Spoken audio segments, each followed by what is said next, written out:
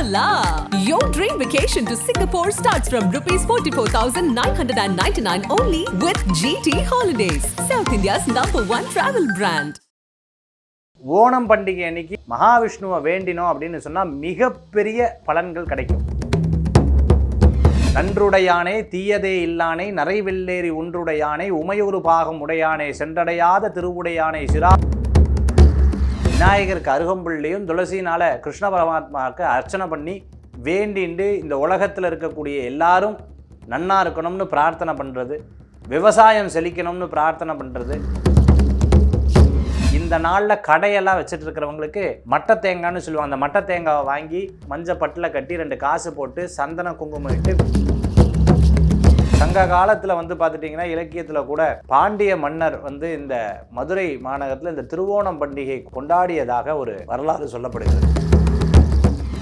திருவார்க்கும் செய்தர்மம் கைகூட்டும் செஞ்சற் பெருவார்க்கும் பீடும் பெருக்கும் உருவார்க்கும் ஆதலால் வானூரும் ஆணி முகத்தோனே ஆதலால் கூப்பும் ரதம் கை வேல்வேல் முருகா வெற்றிவேல் முருகனுக்கு கரகரோகரா. அனைவருக்கும் இனிய நமஸ்காரங்கள். ஓணம் பண்டிகை வாழ்த்துக்கள்.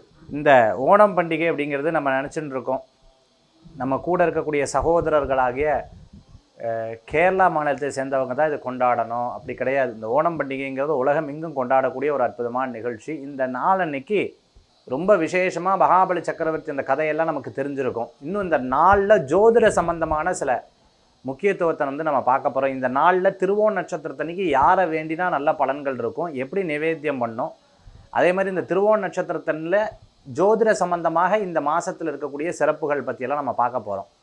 ஃபஸ்ட்டு திருவோண நட்சத்திரம். இந்த ஓணம் அப்படிங்கிற திருவிழா கிட்டத்தட்ட பார்த்துட்டிங்கன்னா ஒரு நம்ம தீபாவளி எப்படி கொண்டாடுறோமோ அந்த மாதிரி ரொம்ப சிறப்பாக நடைபெறக்கூடிய ஒரு அற்புதமான நிகழ்வு. அதே மாதிரி பார்த்துட்டிங்க அப்படின்னு சொன்னால் இந்த ஓணம் பண்டிகையில் ரொம்பவுமே முக்கியமாக நம்ம மகாவிஷ்ணுவை பிரார்த்தனை பண்ணுறது ரொம்பவுமே சிறப்பு. இந்த நட்சத்திரங்களில் திருவாதிரை, திருங்கிற நாமங்கள் பார்த்திங்கன்னா திருவாதிரை, திருவோணம், இந்த 2 நட்சத்திரத்துக்கு தான் ரொம்ப முக்கியத்துவம் கொடுக்கப்பட்டிருக்கு. மகாவிஷ்ணுவுக்கும் பரமேஸ்வரருக்கு உண்டான அற்புதமான நட்சத்திரம். இந்த நாளில் பார்த்துட்டேன்னா பிரதோஷம் வருது. இந்த பிரதோஷம் ரொம்ப விசேஷமான நாள். பாருங்கள், மகாவிஷ்ணுவுக்கு உரிய நாளாகவும் சிவபெருமானுக்கு உரிய நாளாகவும் இந்த நாளில் இருக்குது. ஞாயிற்றுக்கிழமை நாள் இது வந்திருக்கு. ஞாயிற்றுக்கிழமை சூரிய பகவானுக்கு உகந்த நாள். ஸோ இந்த நாள் என் வாழ்க்கையில் பெரும் மாற்றத்தை கொடுக்குமா அப்படின்னு கேட்டிங்கன்னா 100% ஒரு பெரிய மாற்றத்தை நமக்கு கொடுக்கறது. இந்த ஓணம் பண்டிகை அன்னைக்கு மகாவிஷ்ணுவை வேண்டினோம் அப்படின்னு சொன்னால் மிகப்பெரிய பலன்கள் கிடைக்கும். மற்ற நாட்களை விட இந்த நாளில் 2 துளசியை போட்டு பிரார்த்தனை பண்ணும்போது 100% பலன்கள் நமக்கு கிடைச்சிடுறது. பாயிண்ட் 1. பாயிண்ட் 2, இந்த நாளில் பிரதோஷ வழிபாடு பண்ணுறது. நன்றுடையானே தீயதே இல்லானே நரைவெள்ளேரி ஒன்றுடையானே உமையொரு பாகம் உடையானே சென்றடையாத திருவுடையானே சிராப்பள்ளி குன்றுடையானே கூற என் உள்ளம் குளிருமேன்னு சிவபெருமானுக்கு 2 பில்வம் போட்டாலே ரொம்ப புண்ணியம் இந்த நாள்.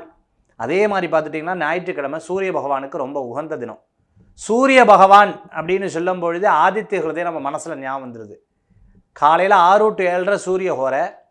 அந்த ஹோரையில் போய் நவகிரகத்தில் இருக்கிற சூரிய பகவானுக்கு அர்ச்சனை பண்ணுறது, ஆதித்ய ஹிருதயம் நம்ம போட்டு கேட்குறது ரொம்பவுமே பலன் கொடுக்கக்கூடிய ஒரு அம்சம் நாளாக.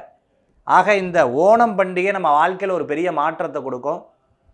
எப்படி பூஜை பண்ணுவா அப்படின்னு பார்த்தீங்கன்னா, ஒரு வாழை இலை, ஒரு உருளி மாதிரி வச்சுட்டு அதில் நெல் போட்டு அந்த கூர்த்து வச்சுட்டு பழம் வெத்தலை பாக்கெல்லாம் எடுத்து வச்சுட்டு பின்னாடி கிருஷ்ணருடைய படம் வச்சு ஒரு பிள்ளையார் பிடிச்சி வச்சு பிள்ளையாருக்கு பூஜை பண்ணதுக்கப்புறம் இந்த நாள் அன்னைக்கு பார்த்திங்கன்னா பகவான் கிருஷ்ணருக்கு துளசினால் அர்ச்சனை பண்ணுறது ரொம்பவுமே சிறப்பு.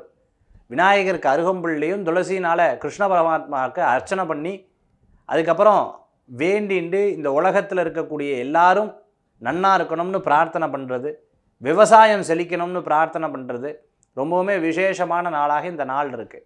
இன்னும் நம்ம பக்கத்தில் இருக்கக்கூடிய நபர்கள், அதுவும் கேரளா மாநிலத்திலேருந்து வந்திருந்தால் அவள் ரொம்ப சிறப்பாக கொண்டாடுறான்னா அவள் கூட சேர்ந்து இதை கொண்டாடுறதும் ரொம்ப சிறப்பு. அது மட்டும் இல்லாத இந்த நாள் அன்னைக்கு சக்கப்பிரதமைன்னு சொல்லுவாங்க. அந்த சக்கப்பிரதமை பண்ணி அதுக்கப்புறம் பால் பாயசம் வச்சு நிவேத்தியம் பண்ணுறது ரொம்பவுமே விசேஷமான நாளாக இந்த நாள் இருக்குது. குழந்தை வரம் எதிர்பார்த்துட்டு இருக்கிறவா பகவான் கிருஷ்ணர்கிட்ட வெண்ணெய் வச்சு நிவேத்தியம் பண்ணி அதை எடுத்து சாப்பிட்றது ரொம்பவுமே சிறப்பு. இந்த நாளில் கடையெல்லாம் வச்சுட்டு இருக்கிறவங்களுக்கு மட்டை தேங்காய்னு சொல்லுவாங்க. அந்த மட்டை தேங்காவை வாங்கி ஒரு மஞ்சள் துணி மஞ்சள் பட்டில் கட்டி 2 காசு போட்டு சந்தன குங்குமம் இட்டு கடையில் கட்டிட்டு 1 மாதம் கழிச்சதுக்கப்புறம் அதை உரித்து அதை எடுத்து செதர் தேங்காயை உடைக்கணும். அடுத்த மாதம் திருவோண நட்சத்திரம் வரைக்கும் திருப்பி அடுத்த மாதமும் மட்டை தேங்காய் வாங்கி இப்படி கட்டுறது வியாபார அனுகூல்யமாகும். இந்த மாதிரி நம்பிக்கையோட விஷ்ணு சஹஸ்ரநாமம், கிருஷ்ண பகவானுடைய நாமம், நாராயணனுடைய நாமத்தை வேண்டி வணங்கி இந்த திருவோணத்தை ஓணம் பண்டிகையை சிறப்பாக கொண்டாடணும்னு பிரார்த்தனை பண்ணிக்கிறோம். ஆக இந்த நாள் ரொம்ப விசேஷமாக கொண்டாடப்படுகிறது. இந்த நாளில் இருக்கக்கூடிய சிறப்புகள் பார்த்துட்டீங்க அப்படின்னு சொன்னால், நான் ஏற்கனவே சொன்ன மாதிரி ஞாயிற்றுக்கிழமை சூரிய பகவானுக்கு உகந்ததாக இருக்குது, பிரதோஷம் சிவபெருமானுக்கு உகந்ததாக இருந்துட்டுருக்கு. இந்த நாளில் திருவோணம், அதுவும் மகாவிஷ்ணுவுக்கு உகந்த நாளாக இருக்குது.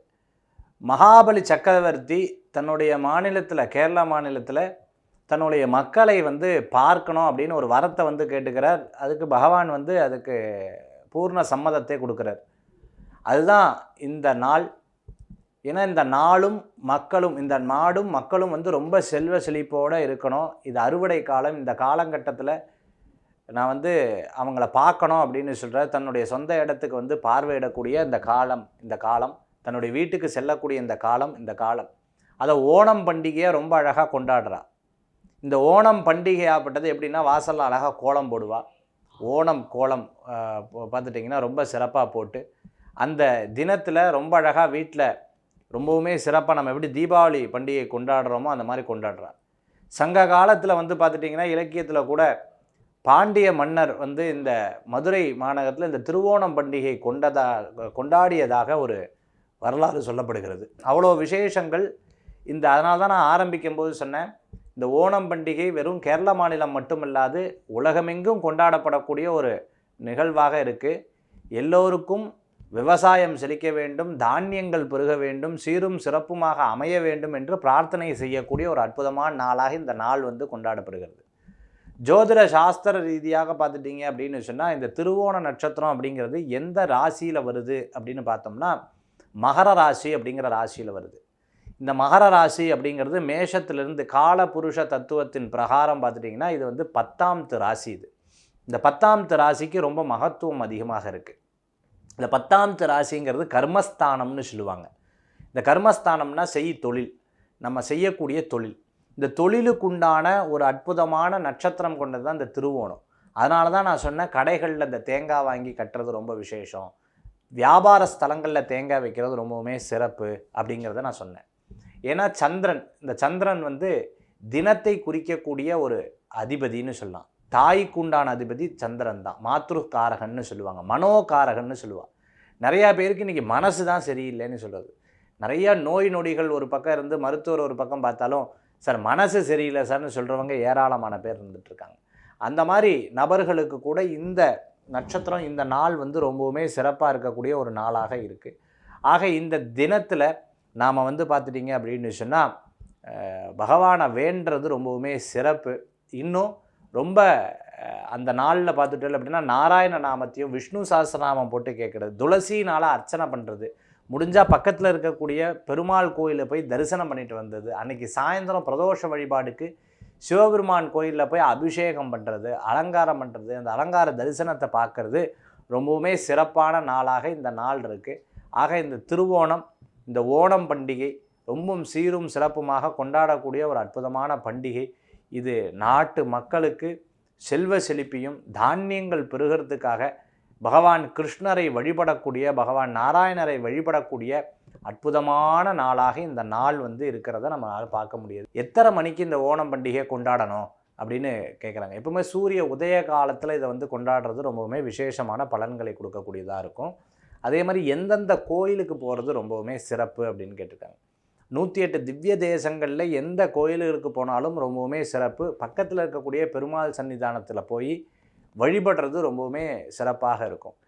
எந்த காலத்தில் வழிபடுறது ரொம்பவுமே சிறப்பு அப்படின்னு கேட்டால், ஃபஸ்ட்டு நான் எப்போவுமே சொல்கிறேன், பிரம்ம முகூர்த்த வழிபாடு தான் ரொம்பவுமே சிறப்புன்னு சொல்லுவேன். காலையில் அந்த முதல்ல சுப்ரபாத தரிசனம் ரொம்பவுமே சிறப்பு. நிறையா பேர் இந்த ஓணம் பண்டிகையாக இருக்கும்போது திருப்பதிக்கு போகிற வழக்கங்கள் நிறையா இருப்பா, குருவாயூருக்கு போகிற வழக்கங்கள் நிறையா இருப்பா. அதெல்லாம் ரொம்பவுமே சிறப்பானதாக இருக்கும். இன்னும் குழந்தை வர வேணும்னு நினைக்கிற பாவத்தெல்லாம் வெண்ணெயை சுவாமிக்கு வச்சு நைவேத்தியம் பண்ணி இந்த நாளன்னைக்கு சாப்பிட்றது ரொம்பவுமே விசேஷமான பலன்களை கொடுக்கக்கூடியதாக இருக்கும். நிறைய பேர் ஸ்ரீரங்கம் பக்கத்தில் இருக்கும், ஸ்ரீரங்கத்துக்கு நான் போயிட்டு வரேன், சென்னையிலேருந்து ஸ்ரீரங்கம் தரிசனம் பண்ணுறேன், ரொம்பவுமே விசேஷம். இந்த நாளன்னைக்கு எவரொருவர் பெருமாளை தரிசனம் பண்ணுறாலோ அவருடைய திருப்பாதத்தையும் திருக்கரத்தையும் யார் ஒருத்தரை தரிசனம் பண்ணுறாலோ அவளுக்கு அவ்வளோ பெரிய புண்ணியங்கள் சேர்றது. இந்த நாளுக்குண்டான பெருமைகளும் நாளுக்குண்டான விசேஷம் அப்படி இருந்துருக்கு. ஆக இந்த நாள் அன்னைக்கு 108 திவ்ய தேசங்களில் தரிசனம் பண்ணுறது, நான் பக்கத்தில் இருக்கக்கூடிய பிரசித்தி பெற்ற பெருமாள் கோயிலில் போய் தரிசனம் பண்ணுறது ரொம்பவுமே சிறப்பான ஒரு நாளாக இந்த நாள் இருந்துருக்கிறத நம்மளால் பார்க்க முடிகிறது.